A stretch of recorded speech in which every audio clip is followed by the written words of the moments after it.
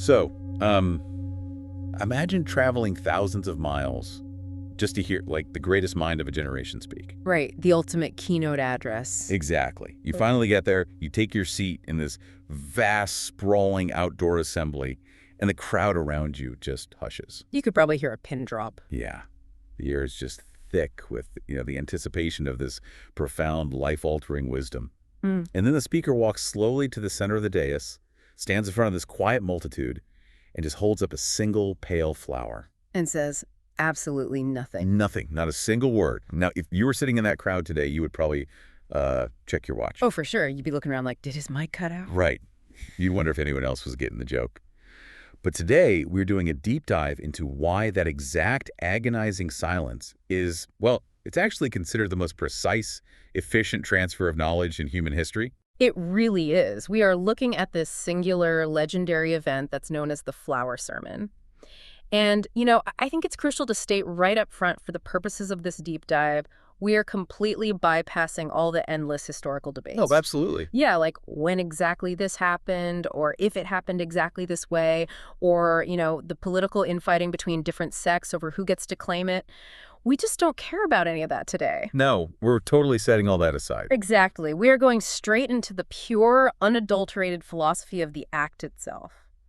The whole mission here is to understand the profound depth of wordless communication, how a simple gesture can transmit ultimate meaning. And it's wild because that intense modern expectation we have for, like, a neat package of information, the desire for a step-by-step lecture. Yeah. That is exactly the cognitive trap that was being exploited at Vulture Peak. Oh, 100%. Because when the assembly gathered this massive sangha of followers, they were entirely primed for semantic output, like they wanted words. According to foundational texts, like the Sutra of the Questions of the Great Brahma King, the setting is just cosmic in its scale. Massive. So Bronkieg approaches the Buddha, who is, in his later years at this point, and he offers him this magnificent lotus flower. Some translations say it's a golden lotus, others say a white lotus. Right. But the king makes this very specific request. He asks the Buddha to preach the ultimate Dharma, basically the absolute highest truth for all sentient beings.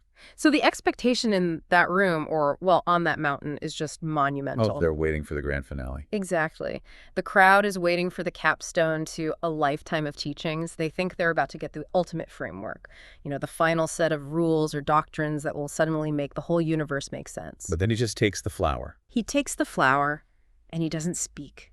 He simply sits there, twirling the stem between his fingers, just allowing the silence to stretch out across this huge sea of expectant faces. The psychological tension of that silence must have been just immense. Oh. I mean, imagine being there. It would be agonizing. You have thousands, maybe millions of people, and their brains are just furiously trying to decode a message that, well, it just isn't there. They're trying to solve a puzzle. Right. They're looking at the flower and immediately trying to convert it into a metaphor. They're sitting there thinking, okay, is the lotus a symbol of purity arising from the mud? Or, wait, is the twirling a representation of the cyclical nature of time? Is it samsara? Yeah. Exactly. They are applying all their linguistic and conceptual mapping software to a physical object. And by doing that, they are completely missing the object itself. Oh, that's such a good way to put it. Yeah, they are retreating into their own minds. They are interacting with their internal dictionaries instead of interacting with reality. But, the text tells us that amid this ocean of bewilderment, there's one single disciple. Mahākāśyapa. Right, Mahākāśyapa. And he exhibits this slight, almost imperceptible shift in expression. He just breaks into a faint smile. Which must have felt completely out of place to everyone else around him. Oh, totally. Like, why is this guy smiling? But that tiny reaction triggers the Buddha to break his silence. Yeah. He sees this smile and he immediately makes this sweeping, definitive proclamation. The famous quote. Yeah, he says, I have the true Dharma I, the marvelous mind of Nirvana, the true form of the formless, the subtle Dharma gate that does not rest on words or letters, but is a special transmission outside of the scriptures. This I entrust to Mahākāśyapa. And that proclamation right there, that is the philosophical bedrock of everything we're exploring today. It's massive. It really is. To understand it, we have to look really closely at this concept of tathātā. Yeah, it's a Sanskrit term, and it's frequently translated as suchness or thusness. So we really have to ask, What did Mahākāśyapa actually see that let him bypass all the confusion that everyone else was stuck in? Well, let's unpack that. Because if I just look at a flower on my desk right now and smile, I'm not suddenly enlightened. Right, you're just enjoying a nice flower. Yeah. So what's the difference between a casual appreciation of a plant and what Mahākāśyapa experienced? It seems to hinge on, like, the actual phenomenological experience of the observer. Exactly. Because he wasn't doing what everyone else was doing. He wasn't engaging in symbolic decoding. No, not at all. He was experiencing the suchness of the flower, the raw, unfiltered, immediate reality of its existence, completely stripped of all human categorization. And the texts are really deliberate about how they describe this object, right? It's not some idealized Platonic form of a flower. No, it's often described as being complete with the roots and the dripping mud. It's dirty. It's viscerally real. So his smile wasn't, oh, what a pretty symbol. Exactly. Mahākāśyapa's smile is the external manifestation of a total collapse. The boundary between the observer and the observed just vanished. Which is just, a fascinating ontological shift. Because normally, if you look at a wall or a tree right now, there is a very clear dividing line in your consciousness. Always. Right. There's you doing the looking and there's the object being looked at. The observer and the observed are these distinct entities separated by space. And mediated by your perception of them. Yes.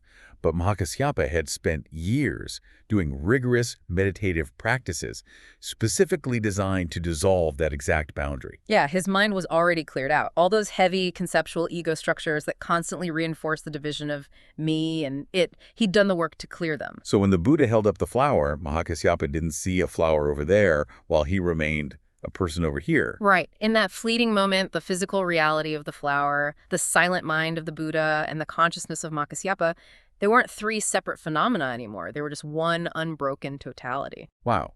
But, the difficulty of actually maintaining that state of tathātā, that suchness, that brings us directly into conflict with our main tool for navigating the world, language. Oh, language is the biggest hurdle here. Yeah, because the Buddha explicitly says this is a special transmission outside of the scriptures, not dependent on words. And if you look at that through a linguistic lens, it feels almost, antagonistic towards speech. It does feel that way. Like why the hostility toward words.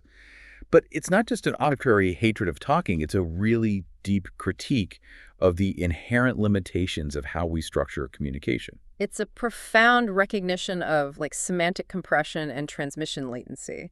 To really grasp the scale of this critique, we have to contrast it with the standard Aristotelian model of communication, which is pretty much the basis of all Western thought. Right. The Aristotelian model essentially treats communication like a localized transfer of data. Like a mail delivery.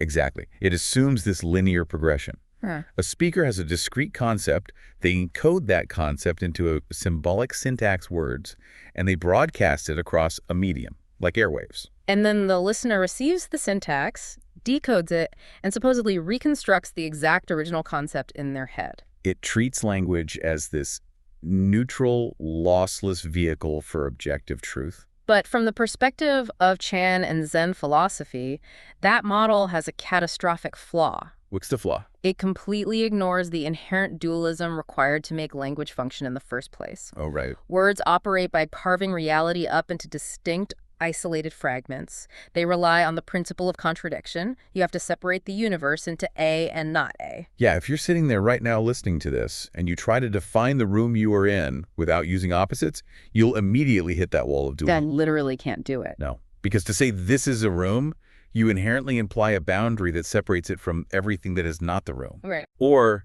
to say the lotus is white, you have linguistically severed the lotus from its whiteness. You're treating them as two separate properties that have just been temporarily glued together. Language forces us to map this dynamic, flowing, unbroken reality onto a static, fragmented grid. And the problem is the signifier is never the signified. The map is not the territory. Exactly. A map is highly useful for navigating a city, sure, but the map is not the city. You cannot eat the menu at a restaurant and expect to taste the food. I mean, you could try, but it wouldn't be very filling. Right. And these philosophers who studied the flower sermon, they recognize that the very second you use a word to describe the absolute truth, you've severed it. You have stepped out of the immediate lived experience and retreated into a pale abstraction. And that inherent lossiness, translating real phenomenal experience into symbols, That's why we see the development of this concept called bushwopo in the source text. Yes, bourgeois. Which translates basically to never tell too plainly. And it operates on this really wild understanding that explicit instruction can actually be cognitively damaging when you're dealing with fundamental truths. The psychology behind bushwopo is just fascinating.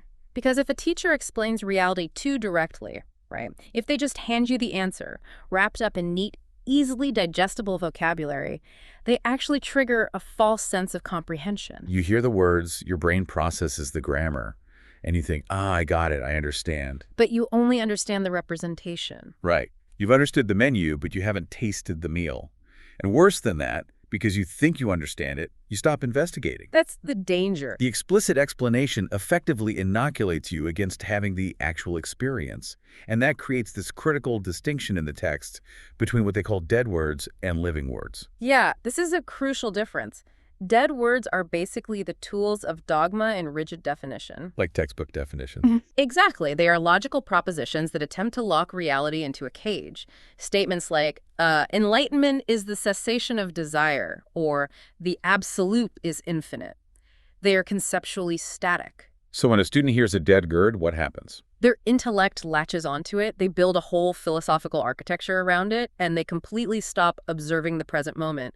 They get trapped in logic loops. Wow. But living words, conversely, they don't attempt to encapsulate reality at all, do they? Not even a little bit. Living words function at the very absolute limits of language. They're the paradoxes, the tautologies, the bizarre poetic evocations that you see in Zen koans. They aren't transferring data. Right. They are designed to shatter the conceptual framework altogether. A living word, or in the case of the flower sermon, a living gesture, it points forcefully beyond itself. It's a catalyst designed to evoke a state of mind, rather than just describe one. You know, it's so similar to the mechanics of a joke. Oh, that's a great analogy. Right.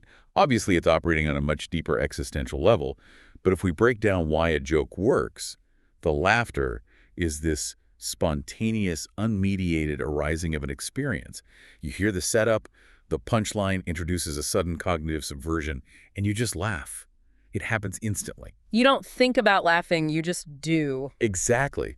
But if someone doesn't get the joke and you have to explicitly explain the intersecting contexts that make it funny, the joke is dead. It's totally ruined. You can transmit the mechanical logic of the humor perfectly. Here is why it is funny. But the listener will not experience the spontaneous laughter. The Buddha holding the flower is basically the ultimate punchline to the joke of human conceptualization. That's spot on. And Mahākāśyapa is just the only one in the entire assembly whose mind was clear enough to get the joke. Yeah. But, you know, while that captures the mechanics of the realization perfectly, it introduces a pretty complex paradox that we need to unpack. Okay, lay it on me. Well, the text explicitly calls this event a special transmission.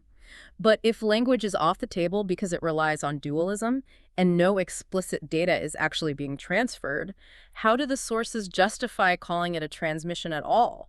That is the core ontological problem here, isn't it? Yeah. If we abandon that Aristotelian model of sending a packet of info from sender A to receiver B, the very word transmission seems like a misnomer. It does. But the texts explicitly embrace this contradiction.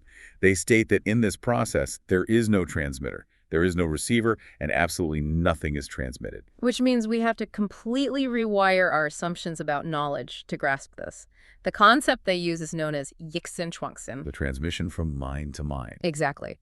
The Buddha did not inject a localized packet of wisdom into Mahākāśyapa's brain. He didn't give him anything external. He didn't impart some secret knowledge that Mahākāśyapa lacked 5 minutes prior. So if there's no transfer of an external object, this isn't like some form of esoteric telepathy. No telepathy. The sources lean heavily on these terms, like yin, which means verification or recording with, and ki, which means resonance or harmonizing.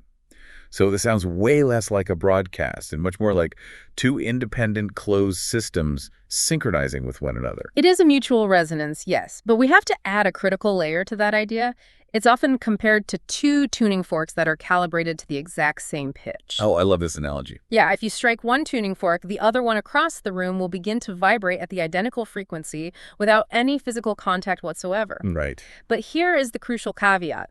In acoustic resonance, the physics just does the work automatically. But in yiksen chuangsen, the receiving mind must already be entirely devoid of ego structures for the frequency to catch. Ah, So the tuning fork of Mahākāśyapa's mind had to be stripped of all its dampening materials. His opinions, his expectations, even his desire for enlightenment itself. Exactly. They all had to be gone.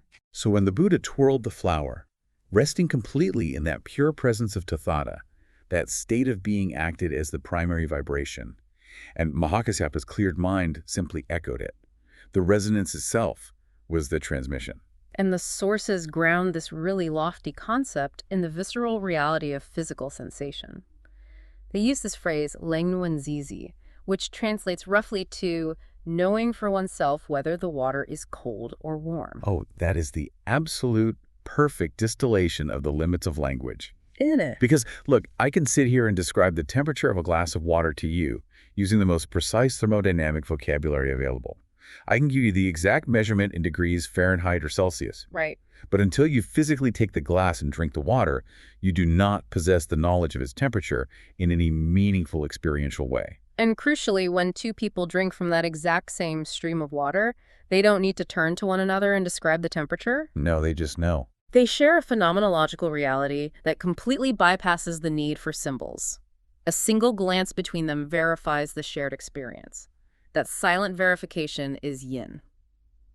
There is a brilliant story in our source stack that takes this intensely abstract philosophy and applies it directly to, like, the messy emotional reality of everyday human relationships. Oh, the weeping daughter story. Yes, the story of the weeping daughter. It just perfectly demonstrates how Yixin Chuangxin operates beneath the surface of our normal lives. It's such a remarkable narrative because it strips away the monastic setting entirely. It just focuses on domestic, everyday resolution. Right, so the story outlines this situation where a daughter has returned to her parents' house and she is weeping uncontrollably over a severe conflict with her husband. Just a total meltdown. Yeah, and her entire extended family surrounds her, and they are engaging in massive linguistic intervention. They're trying to fix it with words. Exactly. They're offering rationalizations, they're delivering sympathy, suggesting compromises.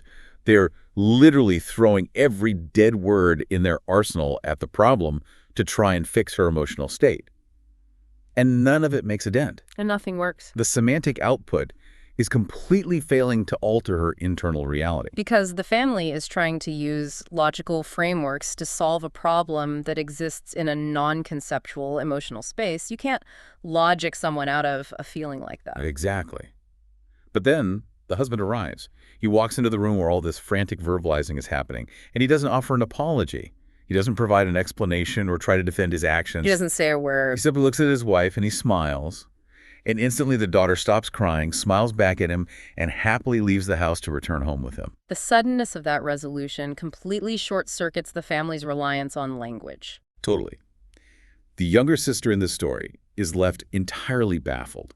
She is trapped in that Aristotelian expectation of communication. She's complaining, he didn't even say anything. He didn't explain what happened or promise to do better. She wants the data transfer. Right. But the mother, observing the interaction, tells the younger sister, you don't understand. It's all in the unspoken. They have resolved it.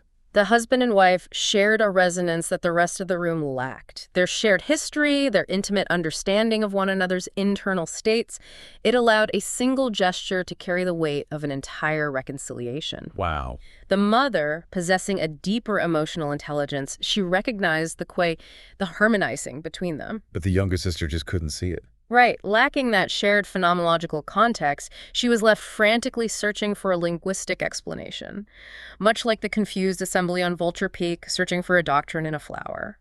It really forces us to confront how much energy we waste trying to verbally dissect our problems, just piling words on top of words, when true resolution often requires stepping out of the linguistic arena entirely and simply finding that shared frequency. Well, and that brings us to a highly complex turn in the philosophical literature. Oh, right, where it gets really interesting. Yeah, because we've been analyzing the flower sermon as this moment of perfect, pristine transmission. But as the Chan tradition evolved, later philosophers began to engage with the story in ways that seem, frankly, shockingly antagonistic. They didn't just revere the Buddha's silence, they violently deconstructed it. They absolutely did. We see this most prominently in the work of Master Women, specifically in his commentary known as Case 6 of the Mumonkan, or the Gateless Barrier. And women does not hold back. No, he writes about the Buddha with a ferocity that feels almost blasphemous. He accuses the Buddha of being a scammer. A scammer. Yeah. He claims the Buddha is selling dog meat labeled as mutton and tricking the assembly. Which, to a conventional religious mindset, attacking the foundational figure of the whole philosophy seems incredibly counterproductive. But women's hostility is actually a meticulously calculated pedagogical device. Let's look at the verse Women attaches to this case. He writes, when the flower was held up, the tail was already exposed. Mahākāśyapa broke into a smile, leaving humans and gods in disarray. Right. So how do we reconcile this accusation of deceit selling dog meat with the reverence for the transmission itself? Well, Women is exposing the ultimate ontological paradox of the teaching, and he's doing it to protect the listener from idolatry. Okay, unpack that. If a teacher claims that the ultimate truth, the Dharma, can be packaged and transmitted from one person to another, they are a fraud. They were selling dog meat as mutton, because the fundamental premise of this philosophy is that the truth is already inherently present within every sentient being. You cannot give someone their own consciousness. Exactly. So the very act of holding an assembly to, quote, preach the ultimate Dharma is basically a structural lie. Precisely. But the trap closes from the other direction as well. Because if the truth cannot be transmitted, why did the Buddha single out Mahākāśyapa, praise his smile, and formally announce a special transmission? Women is highlighting that the Buddha was entirely trapped by the dualistic nature of teaching. Which explains the line, the tail was already exposed. Yeah. Because that's an idiom, Okay, right? Suggests a thief or a trickster who hasn't quite hidden their true nature. So by holding up the flower, the Buddha was executing a massive sleight of hand. Yeah. He knew the crowd wanted a doctrine, so he gave them a physical prop to fixate on. He created a focal point for their intellectualizing minds. So the silence itself was a trap for the overthinkers. Exactly. The crowd stared at the flower, burning immense cognitive energy trying to decode its secret meaning. They were completely distracted by the gesture. So Mahākāśyapa's smile, in this deconstructed view, it wasn't just a serene realization of ultimate reality. It was him seeing through the hustle. It's as if Mahākāśyapa was saying, I see what you're doing. You've given them a riddle with no answer just to exhaust them. He recognized that the flower possessed no secret meaning whatsoever. The profound realization was that there's nothing to realize. The flower is just a flower. And that realization triggers what we call the therapeutic shock. Therapeutic shock. Yeah. Yeah. This is the core utility of the silence, the paradoxes, and the living words we talked about earlier. They are not meant to gently guide the mind toward peace. They are meant to violently derail the intellect. Instead of rebooting a computer, it feels more like a sudden shattering of a mirror. That's a great image. Right. Because we spend our entire lives staring into a mirror, looking at the reflections of reality. Our concepts, our words, our anxieties about the future, our regrets about the past, and we think those reflections are real. We truly do. The Buddha holding up the flower, and women's aggressive critique of it, act as a hammer that smashes the glass. Suddenly the mirror is gone, and you are forced to look directly at the blank wall behind it. You are forced to confront the raw, unconceptualized reality of the present moment. Because when the analytical mind expects a profound doctrine and is met with a silent, ordinary object, it hits a conceptual dead end. It spins its wheels, desperately trying to categorize something that structurally resists categorization. If the therapeutic shock is successful, the entire framework of dualistic thinking collapses under the weight of its own absurdity. And what is left behind when the concepts fall away is pure, radiant, non-dual awareness. But this mechanism of shattering the mirror, it demands a radical reevaluation of the relationship between the teacher and the student. Completely. Because in the Western Aristotelian model, the hierarchy is absolute, right?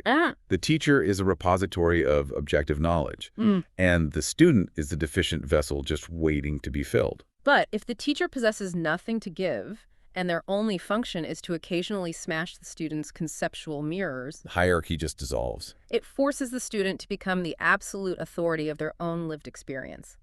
The philosophy transitions from an externally validated system of beliefs to an internally validated phenomenological reality. The student is totally free. And the sources illustrate this shift in epistemological authority so perfectly with the story of Master Mazu and his student Damai. Oh, this is one of my favorite narratives. It perfectly encapsulates the liberation of the student from the dogma of the teacher. So, Mazu was this towering figure in Chan philosophy, known for highly unorthodox methods. Very unorthodox. The story begins with a relatively straightforward interaction. Damai approaches Mazu and asks him the fundamental question regarding the nature of reality. And Mazu responds with this famous, highly condensed teaching. Mind is Buddha. Mind is Buddha. It's an assertion that the absolute truth is not some external deity or a distant realm, but the very nature of one's own consciousness. Right. And Damai hears this phrase, and the text implies he experiences a profound resonance. The living word successfully evokes the state of realization. Damai internalizes this, he leaves the monastery, and he goes off to live in isolation on a mountain to deepen his practice. He's taken the tool provided by the teacher and used it to access his own internal reality. But the story takes this fascinating turn years later. Mazu decides to test the depth of Damai's realization. He wants to check his work. Yeah, so he sends another monk up the mountain to locate Damai and investigate his state of mind. Right, so the monk arrives and asks Damai, "What profound teaching did you receive from Master Mazu that gave you the confidence to live all alone on this mountain?" And Damai replies simply, "He taught me that mind is Buddha." And this is where the monk drops a cognitive bomb. Yeah. He looks at Damai and says, well, Master Mazu's teachings have evolved. He no longer teaches mind is Buddha. His new teaching is neither mind nor Buddha. Now, if we view this through the lens of a traditional hierarchical power dynamic, the student should experience immediate panic. Oh, total crisis of faith. Right. The central authority figure has invalidated the foundational doctrine. A student reliant on external validation would think, oh no, my software is out of date. I have been practicing a defunct philosophy. I must immediately adopt the new conceptual framework to remain correct. But Damai's reaction is just the ultimate act of philosophical rebellion. It really is. He doesn't flinch. He doesn't express doubt. He essentially rolls his eyes at the messenger. He says, that old man is always confusing people. He can preach neither mind nor Buddha to the rest of the world all he wants, but I am sticking with mind is Buddha. He flatly rejects the updated doctrine of his own enlightened master. And the true brilliance of the narrative is found in Mazu's reaction. When the monk returns and reports Damai's insubordination, Mazu does not declare Damai a heretic. No. He does not accuse him of failing to grasp the nuance of the new teaching. Instead, Mazu smiles and declares to the assembly, the plum is ripe. The plum is ripe. Because the specific linguistic formulation of the teaching was completely irrelevant. Mind is Buddha, and neither mind nor Buddha are not objective statements of fact competing for dominance. They're just different tools. They are different medicines prescribed for different cognitive illnesses. Mazu recognized that Damai no longer needed the medicine because the disease of doubt had been cured. Wow. Damai had achieved the actual experience of tathātā. He possessed an unshakable confidence in his own direct experience, rendering the external authority of the teacher totally obsolete. Words are merely rafts, constructed to help you cross a river. Once you have reached the opposite shore, it is absurd to pick up the raft and carry it on your back for the rest of your journey. Damai had crossed the river. He was entirely free. But this concept of freedom requires some careful contextualization, especially for anyone listening today. Yeah, we need to ground this. Because when we discuss absolute reality and the collapse of subject and object and living alone on mountains, it is incredibly easy to assume this philosophy advocates for a detached, trance-like escapism. Right, like sitting in a cave ignoring the world. We might imagine that enlightenment is a state of perpetual bliss, entirely removed from the friction of daily existence. But that is a common misinterpretation, and it is explicitly countered in the sources by the concept of Renyun. Renyun? Yeah. It translates roughly to following along with the movement of all things. It is the application of non-dual awareness to the mundane, often irritating mechanics of ordinary life. Because enlightenment within this framework is not a magical realm you ascend to. It is the act of chopping wood, carrying water, and washing your bowls, or, translating that into the modern listener's reality. It's the act of answering endless emails, doing the laundry, and sitting in gridlock traffic. Exactly. The radical difference lies entirely in the cognitive framing of the activity. Well, when you are sitting in traffic, the physical reality is simply that you are in a metal box surrounded by other metal boxes, moving slowly. That is the suchness of the moment. But the human mind rarely stops there. Oh, never. It immediately begins layering conceptual suffering over the physical reality. Yeah, you sit in the traffic and your mind generates an entire narrative. You think, why is there always traffic when I'm in a hurry? This is so unfair. I'm going to be late and my boss will be angry and I'm wasting my life on this highway. You divide reality into how it is versus how you believe it should be. And that division is the root of dualistic suffering. You are fighting the present moment with a conceptual map of an idealized future. But if you practice Rengyun, you allow that conceptual friction to drop away. You simply sit in the traffic. You just sit there. You observe the physical sensations, the vibration of the engine through the steering wheel, the specific shade of the brake lights ahead of you, the rhythm of your own breathing.